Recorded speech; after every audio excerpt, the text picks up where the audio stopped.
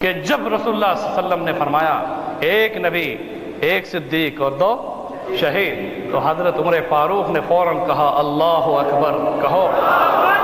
غور سے کہو۔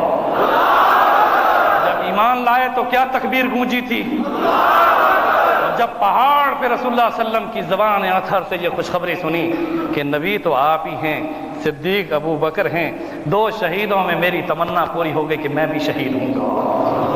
اس شہادت پر کہا کرتے تھے کہ رسول اللہ صلی اللہ علیہ وسلم کی زبان اطہر سے جب مجھے شہیدان میں ایک شہید ہونے کا شرف حاصل ہے، عثمان بھی شہید ہوں گے، عمر بھی شہید ہوں گے، پھر دونوں نے ہمیشہ اپنی دعا میں ہاتھ اٹھانا شروع کر دیے کہ رب ذوالجلال شہادت دے تو پھر مدینے میں عطا فرما دے۔ اور دونوں کو کہاں شہادت ملی، زور سے کہو، اور دونوں کو قرآن پڑھتے ہوئی،